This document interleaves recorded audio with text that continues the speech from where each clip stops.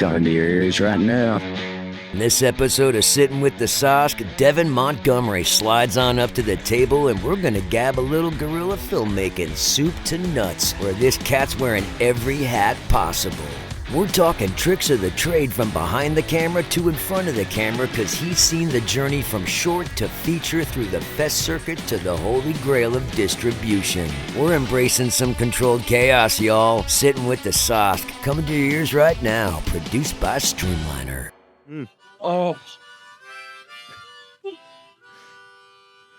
Oh, we're doing a little massage out of this one. Hey, ladies and gentlemen, we're back at the table. PJ Sosko, my man Huff behind the camera. Say hello, my man. Hello, my man. And the Lord of the Board, Sash, talk to me, brother. What? Oh, my God, I think he's eating something back there, ladies and gentlemen. Don't tell anybody. Welcome back to the table. We're sitting, we're eating, apparently, together. I'm so thrilled to be back. We have a great slate of guests coming for you. We have some things we already have in the can that we're going to share and some new little delights to share with you. But one of the questions that I've heard a lot in this last year, because I've been have had the good fortune to be involved in a lot of short films that have had some success in film festivals, and I see batted around online a lot. What's the point of doing a short film? Or the road to success is paved by we do the short film, and that's going to lead us into the feature. And I've seen so many roads that they thought that was going to be the automatic thing, and it fell apart. The short film might not have even get made. There's lots of talk online. Why bother with shorts? We have a gentleman at the table who will tell you why bother with shorts.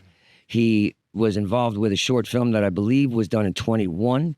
That was a short film, got a lot of praise for 4 to 5 years, 4 years, I think. Don't correct me. You can correct me when you talk. 4 years later, it is a feature that has found distribution that you can see on the real streamers, the Paramount Pluses. Though I'm probably naming the wrong one. He's going to tell me as well.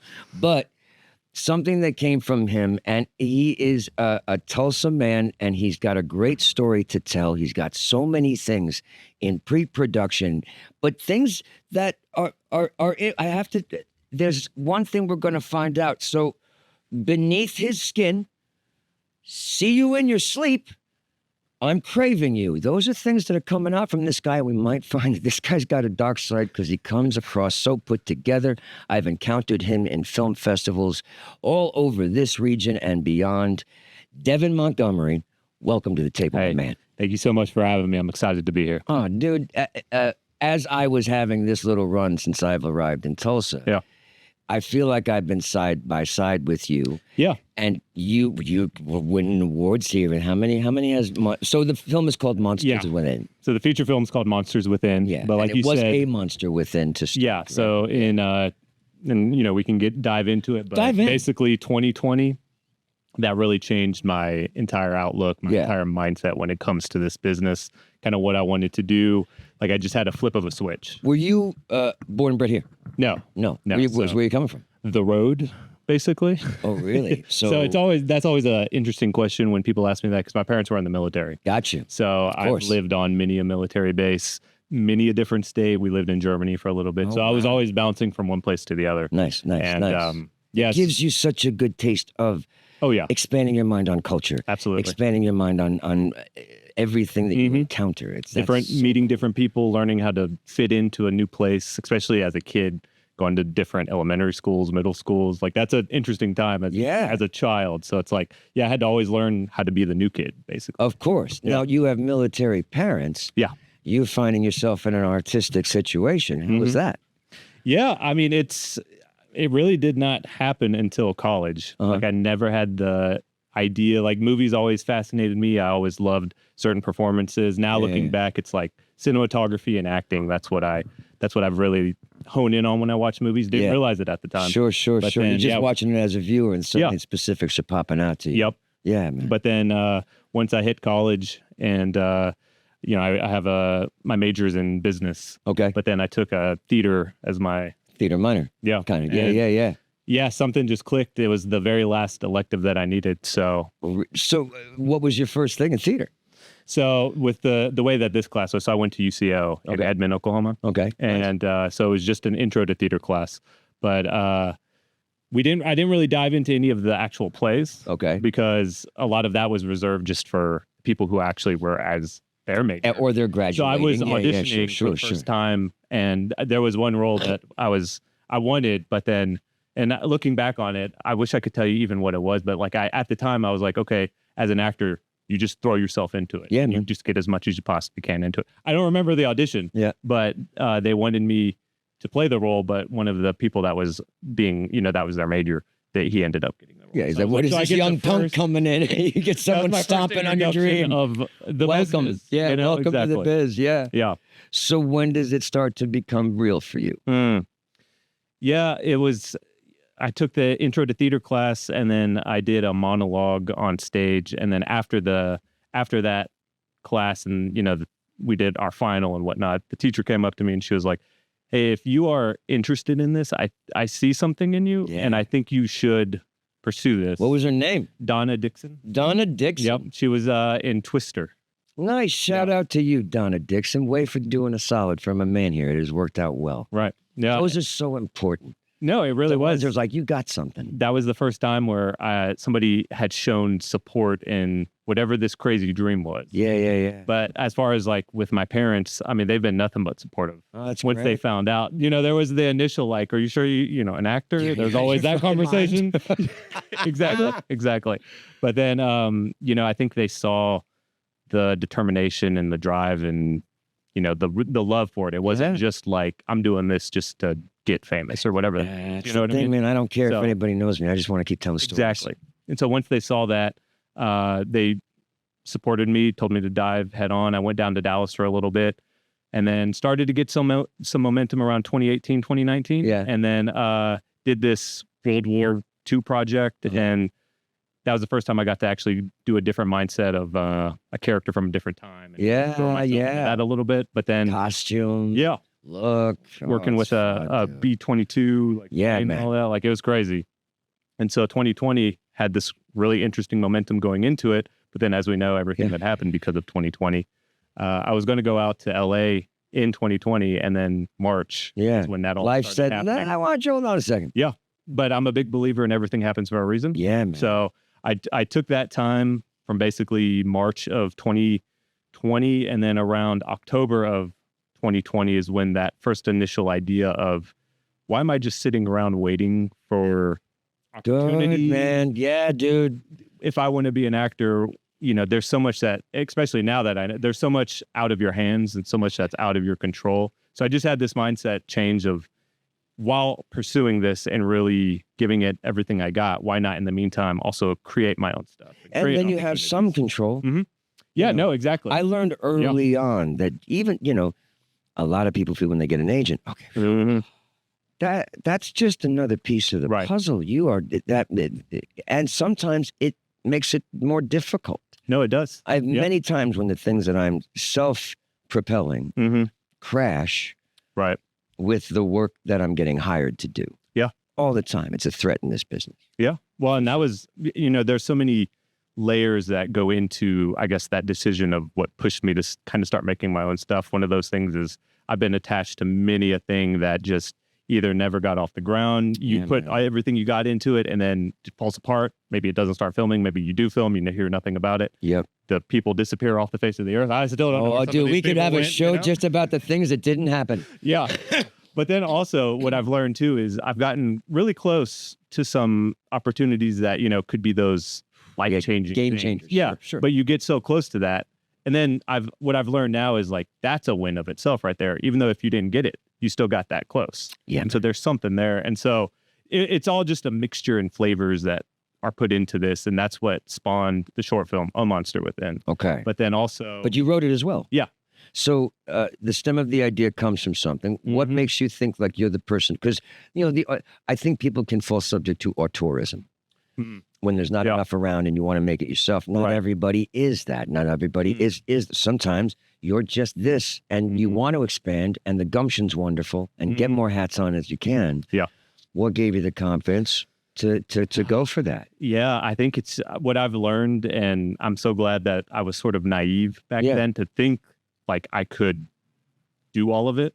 Like if I knew how much work it was going to be, maybe I would have. Maybe that would have scared me off that a shit little bit. right now, wouldn't you? But I just had, like I said, this mindset change, and also the first story that I made. Yeah. It was so personal to me because my sister, she's the heart and soul of it. She has Down syndrome. Yeah. And I think that's what really gave me the motivation to make it, because I knew it was coming from a very truthful man. point. Talk about authenticity. Yeah. And so mixing that, and then I mixed in with my character being a veteran. Yeah. And so it was just all these stories that I had, and a story that I felt like never was really told and captured the bond between two siblings. And you have the unique point of view. Yeah. That's truly your own, because you've gone through it with your parents. You've gone Exactly. through it with your sister. And that's What's your sister's name? Daniela. Daniela? Yeah. Daniela Montgomery. Nice. Did she get the chance to see? Yeah. So in the short film, she, like that was one of the interesting things too, is I got to direct her. Oh, man. I think she was basically directing me though. Which Wow. is kind of funny, but kind of cool. But we had some really nice moments where What an it was experience. just a brother and a sister. So it's like we know how to do this. you know? Yeah. Just forget that the camera's there. Right, exactly. But what was so interesting about her is, she knew the camera was on her, and she's like, "This is my time to shine." But whenever we would talk and I would set up the scene for her, when I look back on like the takes that we were doing, you could tell she's listening and soaking it in, and that's, as an actor, that's what you want. Yeah. You want someone that's there with you and believes. Yeah, man. And so it was just a lot of these like cool little moments. Oh, how exciting. It's all fascinating. That's very rich, too. What a cool way of storytelling to have that experience go along with it. And then it becomes a success. Yeah. So is it, did you have this could be a bigger thing, or you make the thing and then everybody's like, this is great, and then it could be the bigger thing? Yeah, I think it was kind of, we made this, it's 10 minutes. Yeah. What do we do with this? Yeah. Like, I didn't really know what to do. And then I had a friend say, why don't you just start submitting it to film festivals? Right. And I was like, well, that's a crazy idea. Yeah. And I'm like, submitting it. I'm like, that's a good idea. That's crazy. But Film like, Freeway? I'm What is submitting that? it. Yeah, exactly. Okay, here we go. Exactly. Oh, my God. Yeah, man. And then, Oof. you get those first 3 or 4 rejections and your heart's ripped out. Yeah, And you're man. like, Yep. I'm never doing this. But all it takes, just as in life, just as an actor, just takes that one. Once you get those little stars. Yep. Everybody knows that feeling. Do you all know that feeling when you make your film? You get the stars that go Selected. across. It's Yeah. so nice. You want to take Yep. pictures of it? Shout out to the stars. Yeah, it's great. Yeah, well done. It still tickles me. When No, I see yeah, it does. It's a that nice- feeling does not ever go away, and I don't want it to. Yeah, you know? yeah. I don't need the balloons on the Right? text Yeah, I like the for happy birthday on times, but when it's your birthday, it's a little fucking overwhelming. Right? Yeah. Just There's a lot feel like- going on. Oh yeah. Tracks. So you have the short film. hmm So you were about to say, did people? Yeah. Well, because we started submitting it in February of 2021, Okay. and some of the festivals were still in that like hybrid thing where, Yeah. like, yes, didn't they have had the audiences yet. in-person, but they were still doing virtual. Sure. Well, there was one that we got into. They had a really unique setup where people could watch the film, and it would be like a Zoom setup. Mm. And if they wanted to, they would watch your film. It was like it was a screening, but they could turn their cameras on so you could watch people watching. Oh, that's fun. And like that was terrifying. Yeah. And that was one of my first experiences. Oh wow, Like this that's a cool. What was Yeah. that? What was that fest? Shock Fest. Oh, fun. Yeah. Shock That's Fest. nice, and it enhances the viewing because Yeah. of the experience. You get the audience. Oh, yeah. That's really cool. So it was just Shout moments out to like you, that. Shock Fest. Right. If you listen, we're gonna tag you now, so you better. Exactly. All right, so Yeah. So we started going on that journey, and then I just started to see like people's response to it, Yeah. which was not something like I was really expecting. I would have people message me, or if we did have a screening that I went to, people would come and track me down and be like, Yeah. "Hey, that was really emotional. It was very impactful." Like it was called A Monster Within, Yeah. but then they were like, "I don't know why I started crying." Like they were I just saw a very unique response to it. yeah, it landed. So I on thought we people, had though. something. Yeah, But that's then great. that was Isn't my that first- feeling great that an audience member like grabs you by the arm and gives you a little pressure where you realize, oh, this person really has something to say. Yeah. Oh, Not in yeah. a weird way. No, yeah. But it's like you tune They- right in. Exactly. And you feel that connection. Oh, just, dog, it's so immediately. cool how- Yeah, it gives me goosebumps. Yeah, every it time I does think me about it. too. It's cool, man. So yeah, it was a lot of, again, moments like that where Yeah. I didn't really know what was happening, but like it all just mounted as one snowball effect, I guess. Great. And so we made that first short film, and then I won a competition where I got like a coupon if I wanted to rent because I use like a very basic like Sony A6300 camera, Okay. a little thing. I bought a couple of small lenses, nothing like crazy. Right. But the film won an award, and I got a coupon from it was called borrowlenses.com at the time, but it was like $500 worth of equipment that you could rent. So I rented towards some. yeah. So the next one, I was like, let me just dive into the next one. I had this idea. Yeah.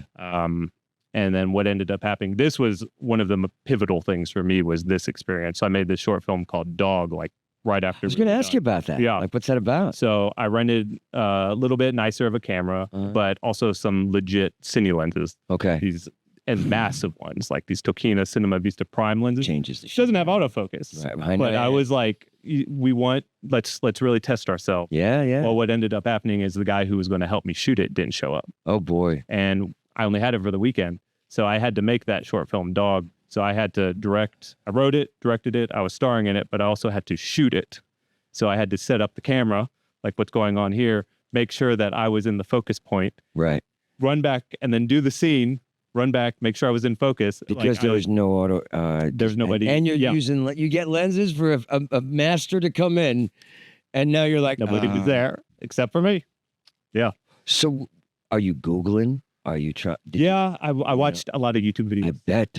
Like looking back on all of this now, like basically the past 4 years has just been like my own film school. Yeah. Like I went through this experience as a filmmaker, which I never thought I was going to be a filmmaker. Like I thought acting, that was my main passion, but it's kind of because of things like 2020. Cool. You just see a different light and you're like, okay, if I really want to make an impact in this, you got to figure out different ways. And I've heard like Tom Cruise talk about recently where he's like, I want to know exactly like what focal length is being used on set because and know all of these things. I feel like it's one of my detriments is my dance with the cameraman. I take it over. I feel like I always connect with the cameraman, but I don't have the understand. So when I do my films, I make sure that if that person didn't show up, I'd be sweating it like you were a dog. Well, and then what I've learned though too is if it's chaos, if it's uncomfortable, if it's scary, for me, there's something in there that pushes me to just be like, all right, he didn't show up. I'm going to show you how to do this. Yeah. You know what I mean? Dude, anybody that knows me, it's controlled chaos.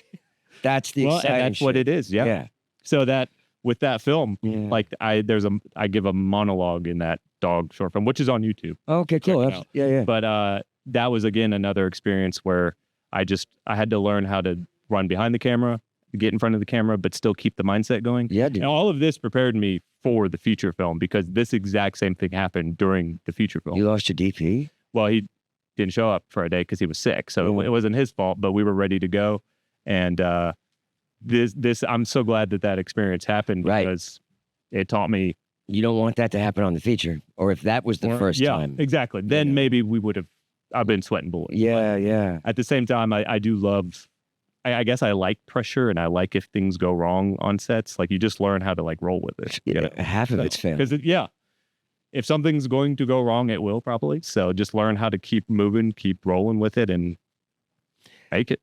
How do you gather your team to make a feature here when you're new to making films too somewhat, but now you've done this, now you've done Dog, but a feature is a whole different thing, man. Yeah, so how do you find the team? On the film festival journey, there's people that you connect with, there's people that you meet, but there wasn't anybody that I felt really connected with because that was another thing I kept hearing about is, especially with something that's so personal for you, some people might not be as passionate. Exactly. So what ended up happening is I took an acting class at the Actor Factory just because, like, my boy Oz in the class, Chris Oz McIntosh. He's been at the table. Yeah, shout out to you, Oz. We love you, buddy. But so I took a class there, and then there was 3 or 4 people in that class that I just really connected with. None of them are filmmakers, all actors. Yeah, but we all met up for drinks, and some of the best ideas happen when you have a couple drinks. Every acting class, I have the first act, T. Schreiber Studios. Terry Schreiber, my man, what a great place to start. Many of those people are still friends of mine. Every time I've done a class. That's where, you meet people, you connect with them. And then the next thing is like, well, let's just put it together and do a show. Exactly. So it's I did it in theater, now I'm doing it in film too. Yeah. Well, that's what we talked about. We were like, all of our goals and dreams, you know, some of them wanted to be filmmakers, also still pursuing action too. But at the end of the day, the goal is to create something like a feature film. Yeah. So we just had this conversation one time where we were like, why don't we just do this? Yeah. And then from there, I guess I you know, they had known about A Monster Within, they known about Dogs. So I think they kind of saw like a vision that I had. Yeah. And they just jumped on board and really supported me. Curtis Gardner, Chris Bruza, Brendan L. Smith, like these are people that early on they were like, I want to help you however this is. Yeah. So we started to plan it out for how we're going to pull this off and make a feature film, because did you do like a Seed and Spark thing, or did you have to? No. So You got some deep pot. In 2020, I was like, let me. No, I'm looking though. I'm looking. Anybody out there? I started saving up. Yeah. I knew that if I wanted to, maybe my plan was maybe like if I saved up enough, maybe I could make like you know, like a short film that had like a bigger budget. But what ended up happening is we just created a really long short film and turned into a feature film. Yeah. So but then Curtis Gardner, he became our executive producer, because him and I basically just split costs. Yeah. But the way that my parents raised me, like they honed in on like budgeting always. And it's same thing when you're making a feature film, you just learn how to budget. Yeah, man. And so I was like, okay, our biggest thing is probably going to be like camera rental, lenses rentals, but then also locations. Well, what just ended up happening, I just went into certain locations, which I feel like would be really tricky in a place like LA or maybe New York. Yeah. Even Texas a little bit, but like around here, I went into a bar in Enid, Oklahoma, because I loved the look of it. And I was like, could we film a scene here? Yeah. They're like, absolutely. Yeah. And so all the still locations find were that free. goodwill towards something. All the smaller projects that I've done along the way, I have that connection to where I feel like I can roll in. I lead with the project. You I lead with the good energy and the story itself. If that becomes a selling point, not the things I'm going to do for you. Right. I always try to lead with that. And then I know I have interest. Right. They don't read the script or they don't look at the thing. Yeah. I always try to lead with the thing. Well, and it's like your film Stuck in Muskogee, which we crossed paths a lot at film festivals, and I saw it at I think the first one was Red Brick Road. I think is where I first saw it. Yeah. But seeing what you did with that short film, it reminded me a lot of like kind of what we did with the first one, A Monster Within, where it's like you work with what you can have and what you got, but the real thing is the performances, and it's like that connection between the characters. Yeah, I knew that story was there. Yeah. You know, what I do is, you realize, I sample it in front of people. If they really like it, then I'm like, okay, I'm going to trust them. Yeah. Because you see so much work. You know, you come to this point where I feel like I can really make a silk purse out of sow's ears. That's what you give to me. Yeah. So sometimes I don't know if it's a case of I've elevated it or the thing in and of itself can fly. Right. Because not that this is, you know, there's certain levels in your career. You have like pay, person, you have those 5 or 6 checkoffs. Yeah. And that changes with regard to certain projects. Right. It's just interesting how that changes along the way. How you hold some of those keys, like it's got to be this and got to be this and got to be this. And then suddenly something opens where a play that I read in front of people was really good. And they were like, that was special. And you know, those group of collaborators, something I read, it was these people I read with over COVID. They kept me alive creatively. We would meet once a week and read each other's work. That's what it's about. Yeah. And it's like, I'm lucky to have like Asif Manvi and all these wonderful people like who are creatives who I trust.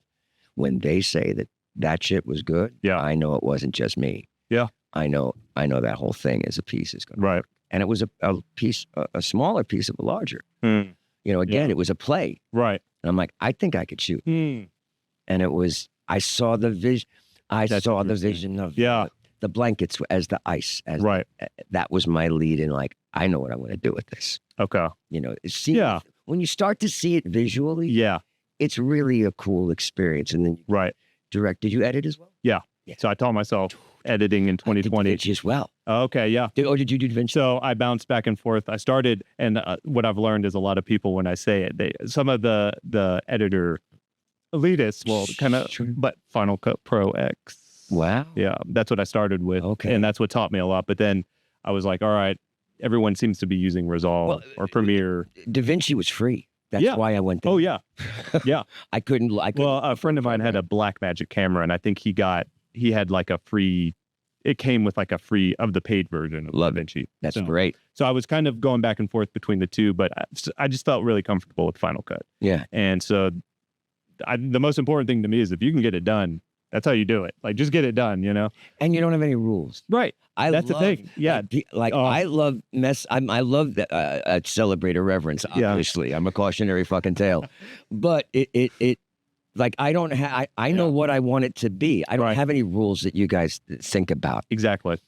Well, and that's the thing too, is what I've learned is there really is no rules, but there's some people that you'll talk to and it's like, no, but there has to be these rules. And it's like, well, why do I have to do it this way? Right. I'll do it this way. There's just a lot of like back and forth of different mentalities. Sure, and sometimes those things work. There's nothing to be said against having strict rules. Like that. No, I didn't have a choice. what works exactly. Like when you're in the independent guerrilla style of filmmaking and you're running around trying to figure it out for the first time, you'll learn the rules that work for you. But how fun is it to be the maestro of all that shit? Oh, yeah. Well, it's die. stressful as anything. I know, but when the moments that you made that you were like, I'm just gonna try this. I think this is gonna work. And when the audience fucking responds to that, man, it is so dope on a different, not as an actor, not as a producer, this little magician that I did that.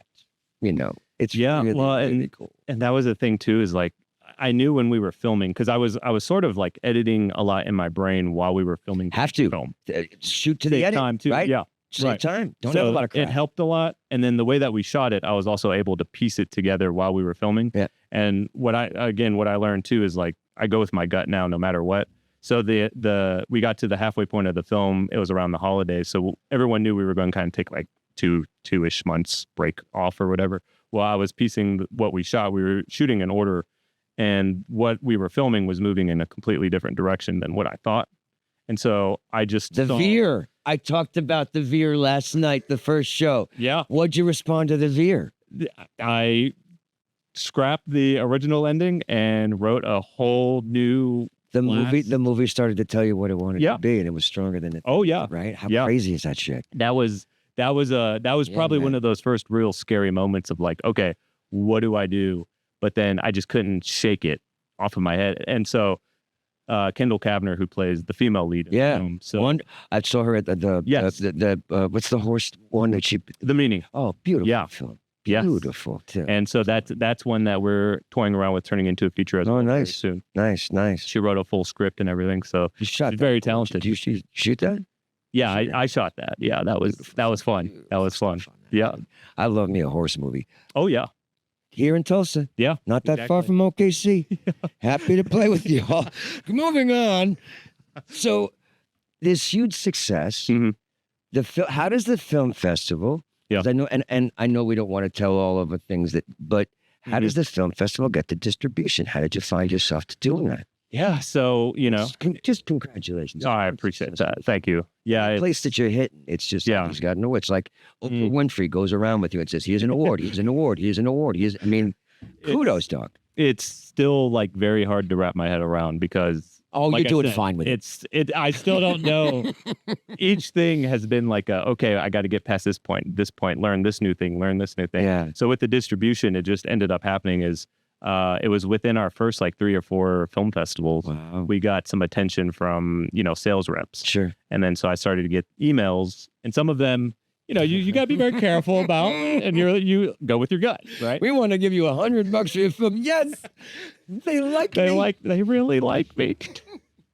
So you have to kind of weed out certain ones, Yes, we do. We're going to weed out some stuff in a minute. Yep. Grab a shot glass. Yeah. Ooh. Come on. Oh, Red Brick Road. Yeah. Red Brick Road. Thanks. Shout out to Red Brick Road. Red Brick Road. They're good people. They're so supportive they of are. the film community. Yeah. Great festival. Yes. But keep going.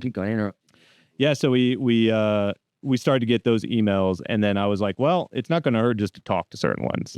And then so we did the Zoom meetings and all that. And then there was one that it was like, okay, this is actually legit. What was his thing? So if you don't. Yeah. What was the impulse that made you think this is the one? It's just this gut feeling. And also he saw the film. He connected with the film. And sometimes certain ones would say they watched the film, so I would ask them questions. Yeah. And then it was pretty obvious that, oh no, these people are just good at bullshitting. Yeah. He actually connected with the film. Did he see it with an audience? Mm-hmm. Yeah. I think this is what I'm doing with the Sandbox. right? Yeah. Is that Right. that showing of the material in the room with the key. people. Yeah. And then we talk right fucking afterwards. Right. Right when it's on the tip of your tongue is so that experience of the viewing of it is so important. Oh, yeah. So, Being there, feeling it. salute What to it's you, all man. about. Salute. Really kudos to you, Cheers. man. Thank you for joining me. Absolutely.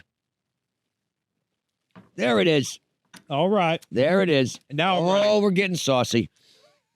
Devin Montgomery, we're going to shake him I'm up. ready a little bit, now. ladies I'm and ready gentlemen. now. So clean cut. It's going to get ugly. So, So we went with the sales rep.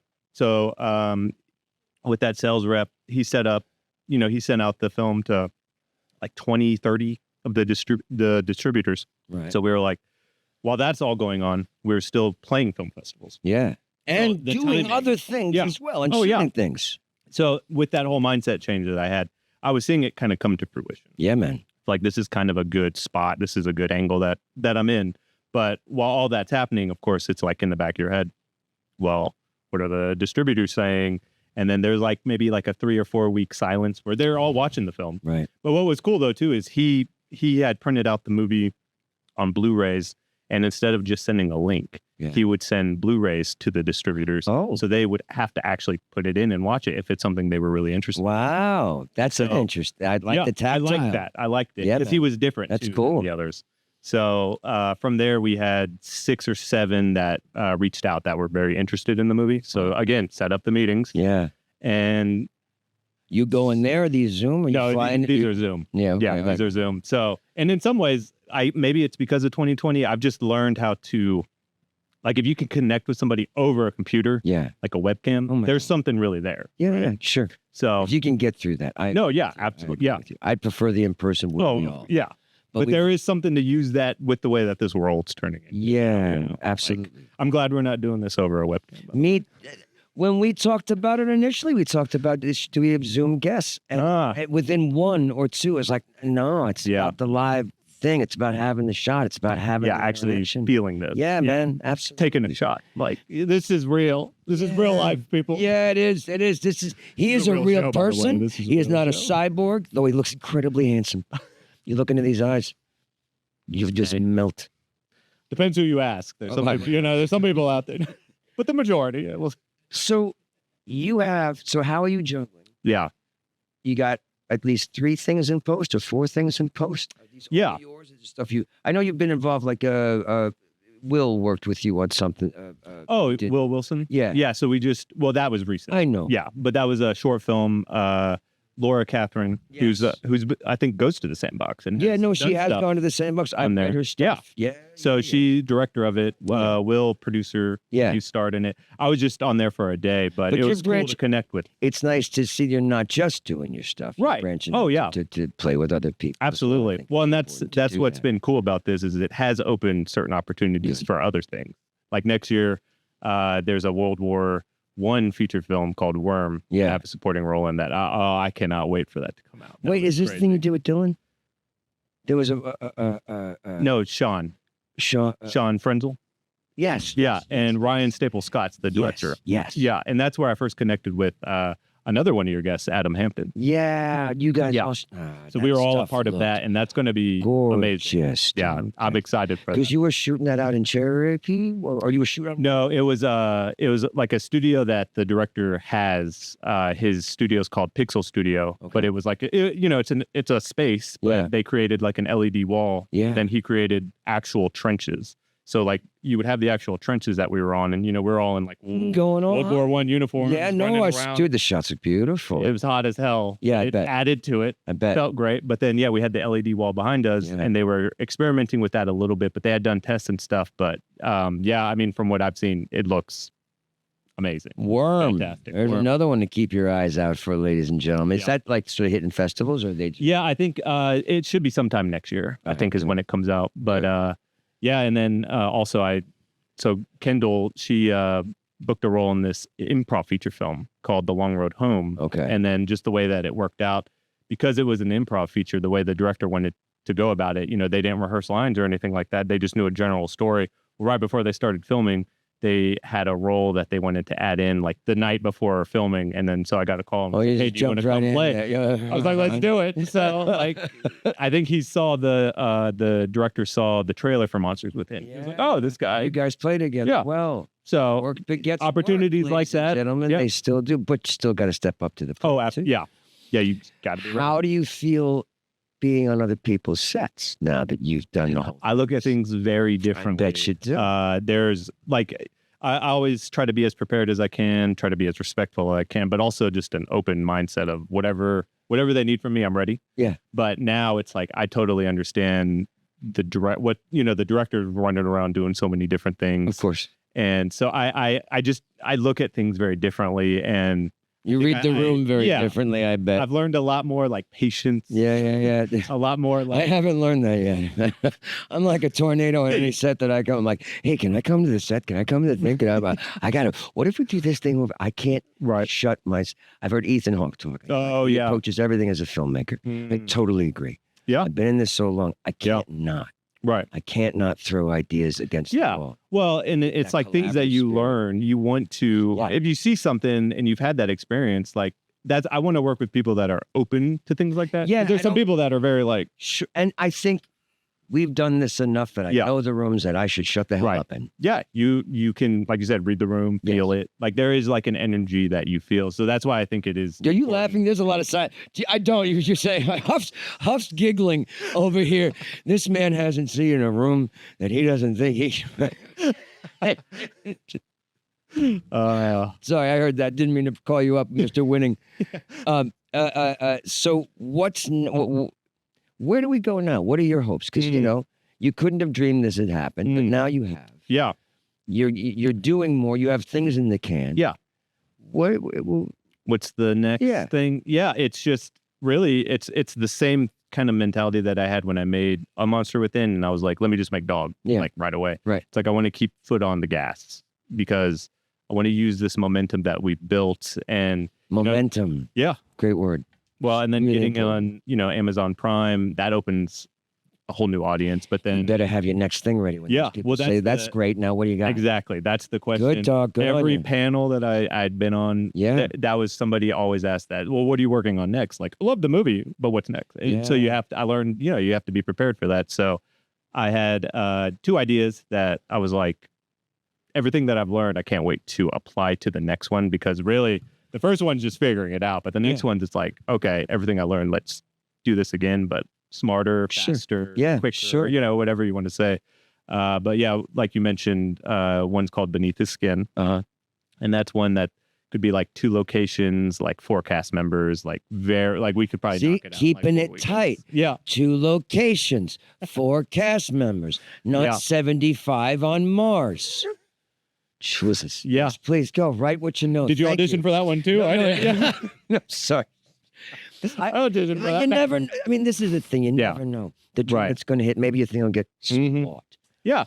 But when you're trying to start your own stuff, I'm always like, keep it realistic. Yeah. With the writers at the Sandbox. Yeah. If you have 5 characters in there, why do you have the one in there that says one line? Why is he there? Yeah. Because it's another person you're going to have to cast. Right. Another person you got to schedule. Another cat to wrangle. Right. Can't that just eliminate that sumbitch, unless they're the killer at the end and we need him, he's Ghostface. Yeah. But I always try to push, I can't get out, less is more. Yeah. And then if you're saying something that somebody said before, you better have something new to say about it or shut the F up. Right.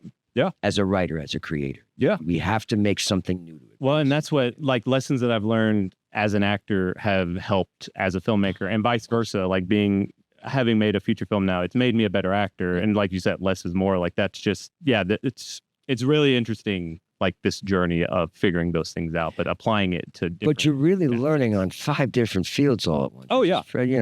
That's good juggling, Doc. Yeah. I mean, to have had the success that you've had in the small amount of time that you're doing it all. Kudos to you, brother. Well, thank you. Well done. Yeah. And you couldn't be doing it at a better time from freaking Tulsa, Oklahoma. Right. Exactly. Well, I'm from Oklahoma City. Oh, yes.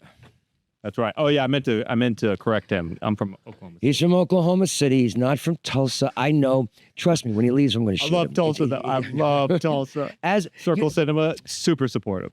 I I don't think there's any need to have a competition between OKC and Tulsa. The artists that I've met there, I love. Yes, it's a half hour too far. Right. We all wish it was an hour. Right. But it ain't. Yeah. But the people that I've met out, I don't see it as an Oklahoma. Right. That support this man. He is bringing amazing things to your eyes, to your nationwide. Not everybody can say that, and that is a very incredible journey that you've gone on. Well, thank you. I wish you more success. I can't wait to see what happens from you. Yeah, and I really truly want to. Let's jam. Let's jam. Yeah.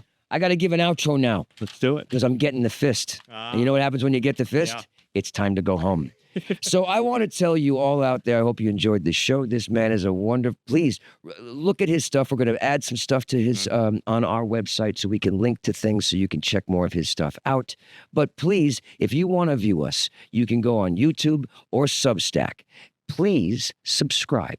Because then you'll know we're going to have a lot of new stuff this season that we're going to try out on your own. We can't wait to hear.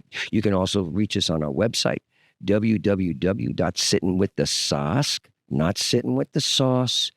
That's something that you can't even get in Oklahoma anymore. And not the soak, not the sitting with the. What even is that? Sitting with. It's a different podcast. Wow.